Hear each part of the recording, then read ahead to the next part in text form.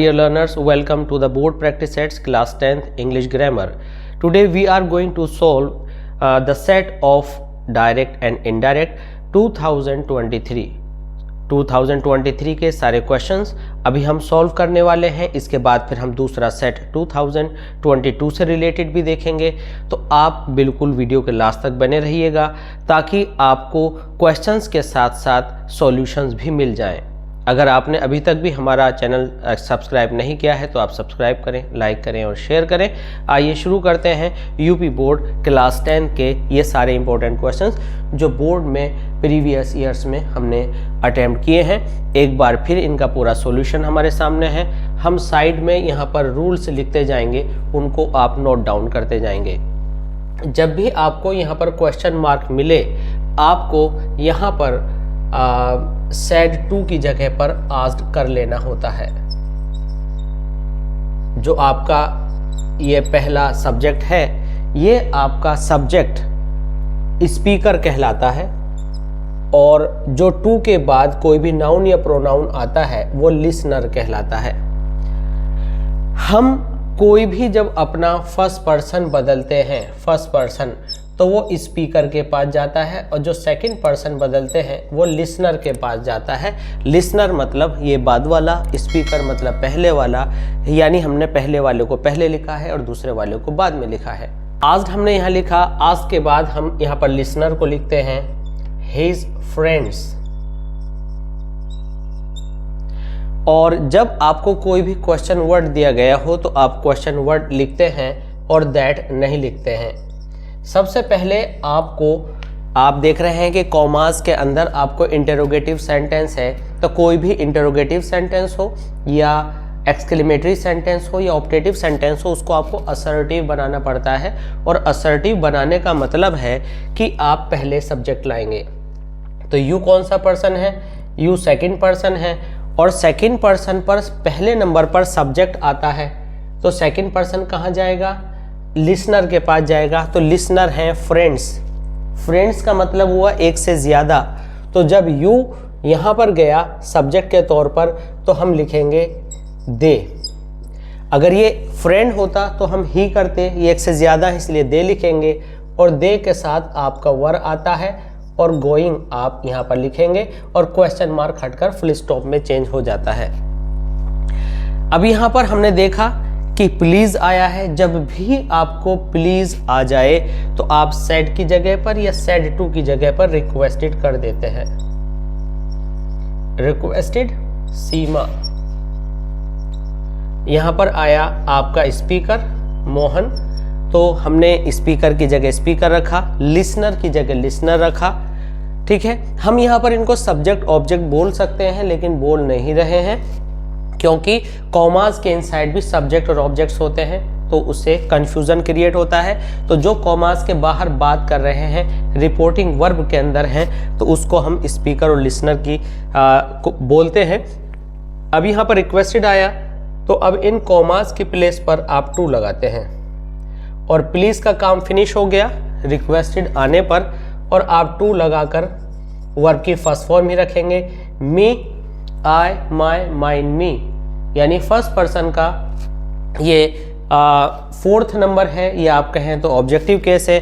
तो first person कहाँ जाता है? स्पीकर के पास। तो ये मोहन के पास आया, तो मोहन के पास मी आया, तो मी के लेवल में हिम का कौन सा वर्ड आता है? मोहन का कौन सा वर्ड आता है? अगर मोहन ही है तो मी वाले लाइन में यानी ऑब्जेक्ट का जो कॉलम है उसके अंदर हिम आता है, तो यहां पर आपने हिम कर देना है। इसके बाद है the teacher said to me. अब हम यहां देख रहे हैं कि यहां पर फुल स्टॉप है, यहां पर फुल स्टॉप है इसलिए हम लिखेंगे the teacher told me.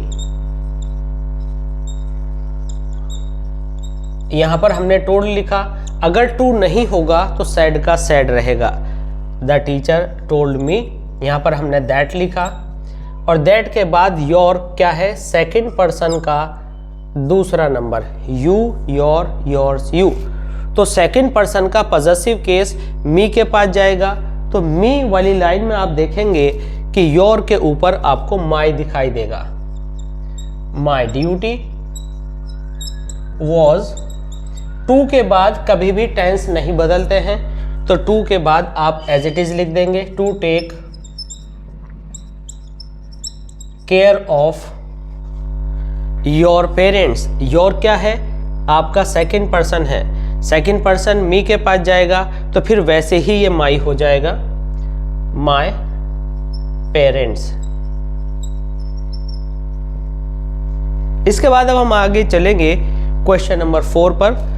My father said to me do you want to continue your studies. तो हमने पाया कि क्वेश्चन मार्क हमारे पास है। हम क्वेश्चन मार्क ही क्यों देख रहे हैं, पहले कई बार क्या होता है कि जब हम इंटरोगेटिव सेंटेंसेस को पढ़ते हैं तो हमें व्हेन, वेयर जैसे वर्ड्स इंटरोगेटिव नज़र आते हैं, लेकिन कभी कभी एडवर्ब क्लोज में ये इंटरोगेटिव सेंटेंस नहीं बनाते, बल्कि ये एडवर्ब क्लोज बनाते हैं। और ये कब की जगह, जब और कहाँ की जगह, जहाँ का सेंस देते हैं। इसलिए आपको इंटरोगेटिव सुनिश्चित करने के लिए क्वेश्चन मार्क देखना ज़रूरी है। अब हमें पता चल गया कि भाई ये इंटरोगेटिव है, तो अब की बार हम सेड टू की जगह पर फिर आस्क्ड करेंगे।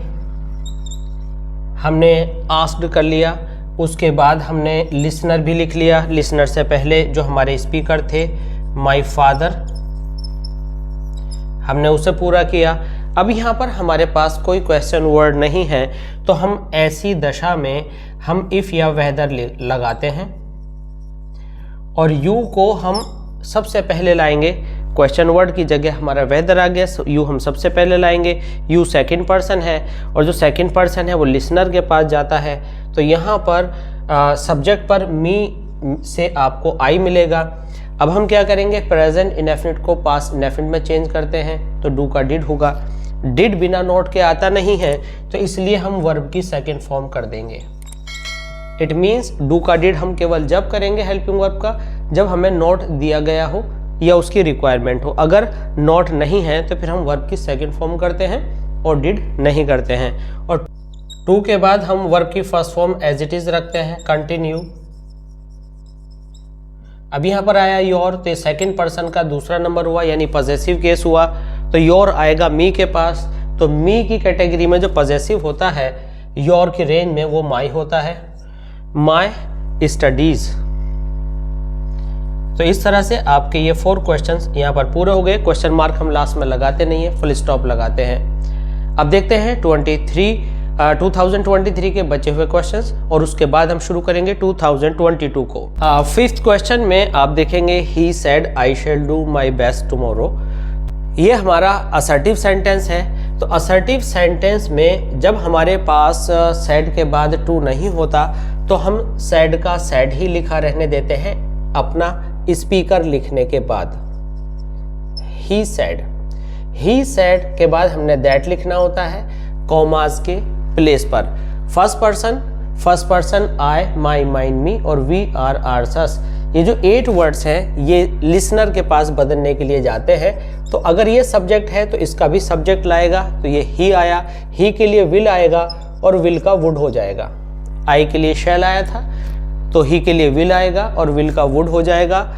इसी तरह से अब यहाँ पर हमेशा फर्स्ट फॉर्म होती है वुड के बाद। माय फर्स्ट पर्सन है, माय आप जब आप देखेंगे तो पॉजेसिव केस की कैटेगरी में है, तो माय फर्स्ट पर्सन जाएगा ही के पास, तो ही के अकॉर्डिंग हो जाएगा his best as it is रहेगा। टुमारो का आप करते हैं द नेक्स्ट डे।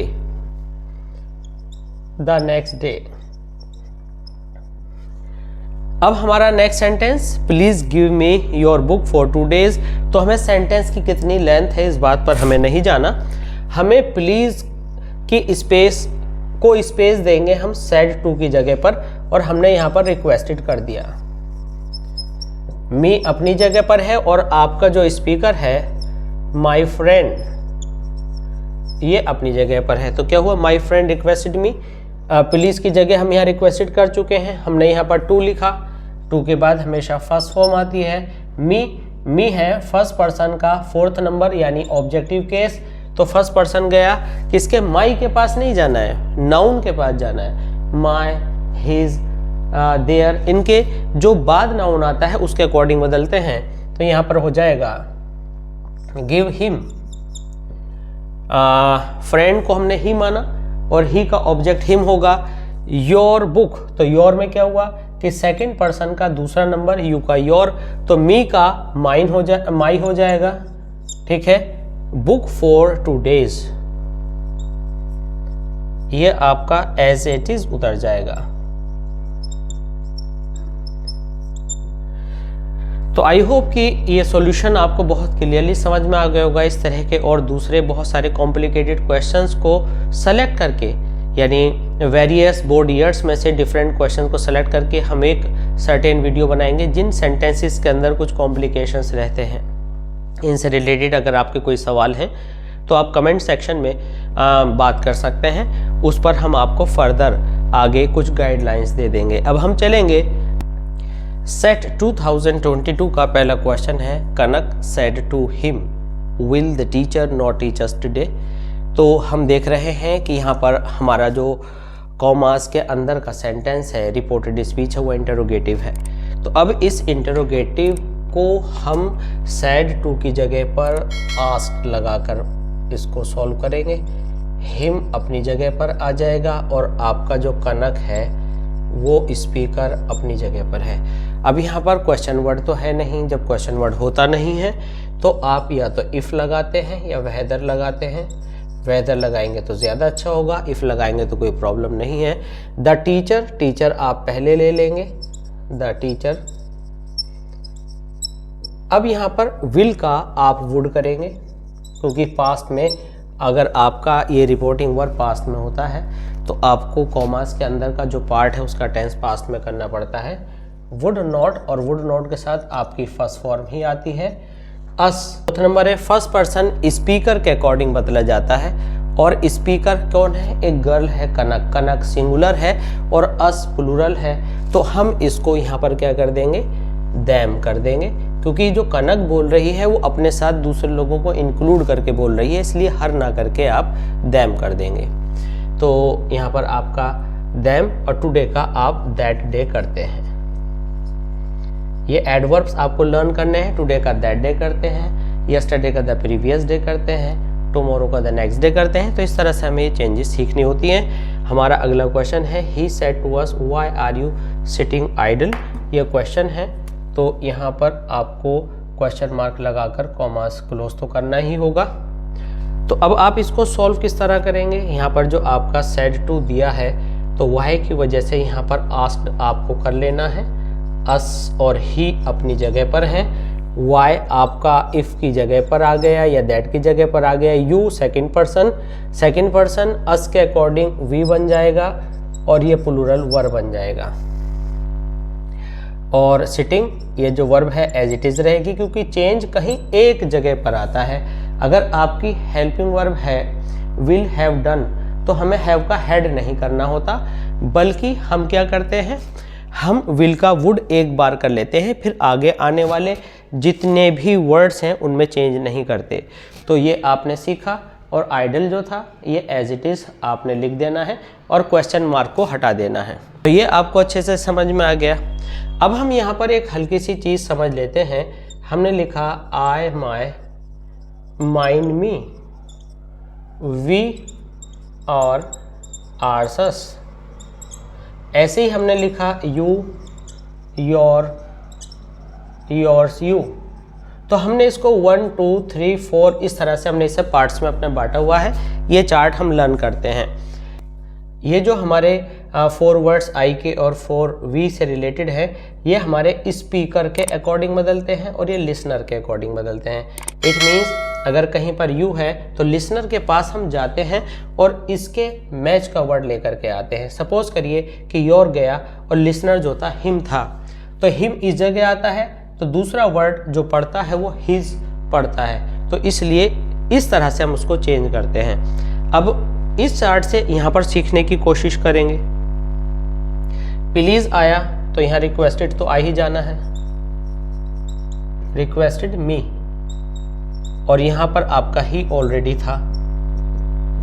तो यहाँ पर आपने क्या करना है? टू लगाना है। प्लीज का काम यहाँ पूरा हो गया, चूंकि आप रिक्वेस्टेड यूज कर चुके हैं, और टू के बाद आप फर्स्ट फॉर्म लगाते हैं। अब हमें यहाँ से सीखना है, हमारे पास मी है, ठीक है, और हमारा जो थर्ड पर्सन है ही, हिज, हिज, हिम।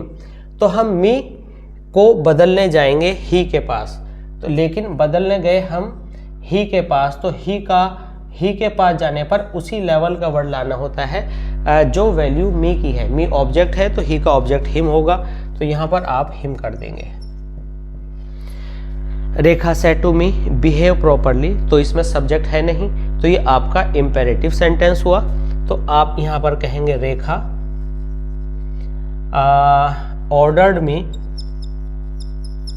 अब यहाँ ऑर्डर्ड भी आ सकता है, आस्क्ड भी आ सकता है और अर्ज्ड भी आ सकता है। तो कई सारी एक्सप्रेशंस हैं, सिचुएशन के अकॉर्डिंग आप यूज़ कर सकते हैं। मी और टू लगाकर आप सारा कॉपी कर देंगे। बिहेव प्रॉपरली, यहाँ कोई पर्सन है नहीं, इसलिए पर्सन की टेंशन नहीं है और ये सॉल्यूशन आपका बड़ा इजीली यहाँ पर निकल आया। हाँ, क्वेश्चन नंबर 5 है, Mohan said to me have you written a letter. तो इंटरोगेटिव है, तो आपने इंटरोगेटिव में यहाँ पर आस्क्ड करना है, जैसे कि अब तक हमने सीखा था। यहाँ पर मोहन आ गया, मोहन आस्क्ड मी, इफ लगाएंगे क्योंकि कोई क्वेश्चन वर्ड यहाँ पर नहीं दिया गया है और इंटरोगेटिव में दैट लगाते नहीं है। यू हम पहले लिखेंगे, यू को हम पहले लाएंगे सब्जेक्ट के तौर पर, तो यू मी के पास जाएगा तो ये हो जाएगा आई, और हैव का पास्ट में हैड हो जाएगा। वर्ब दोनों के साथ थर्ड फॉर्म ही आती हैं। आ लेटर, क्वेश्चन वर्ड हम हटा देते हैं। तो ये हमारा यहाँ पर ये सॉल्यूशन निकला। इसके बाद हम है Sheela said to Hemu can you do something for me, तो हो जाएगा Sheela asked me, sorry asked Hemu if you, Hemu के अकॉर्डिंग बन जाएगा आपका ही, क्योंकि यू यहाँ पर सब्जेक्ट है और हेमू के पास जो सब्जेक्ट होता है वो ही होगा प्रोनाउन के तौर पर, और कैन का हो जाएगा कुड डू समथिंग फॉर। ये जो मी है, मी स्पीकर के पास आएगा और स्पीकर है शीला, तो शीला का जो ऑब्जेक्टिव केस है वो हो जाएगा हर। क्वेश्चन मार्क आप हटा देंगे। अब की बार हमने देखा कि हमारे इन्वर्टेड कॉमास बिगिनिंग में आ गए, कोई फर्क नहीं पड़ता। आपका आई सेड टू अंकित, ये मान लीजिए कि आपने इसको पहले कॉमास से रख लिया, ये इंटरोगेटिव है, तो आई आस्क्ड अंकित आप बनाएंगे अपने तरीके से ही। पहले इसको सिंपलीफाई कर लेंगे, आई आस्क्ड अंकित, चाहे ये कितने भी पार्ट्स में टूटा हुआ हो। ऐसा भी कभी कभी होता है कि आधा सेंटेंस इधर स्पीकर लिसनर बीच में और उसके बाद दूसरा पार्ट, तो हमें एक साथ कर लेना होता है जो प्रॉपर वे है। तो आई आस्क्ड अंकित, इसके बाद हमने इफ लगाया, यू सेकंड पर्सन है, अंकित के पास जाकर ही हो जाएगा, और डू का हम डिड करते हैं, बिना नोट के डिड ना लिख करके सेकंड फॉर्म करेंगे, यानी पास्ट इनडेफिनिट को प्रेजेंट इनडेफिनिट में, the way to station as it is आ जाएगा।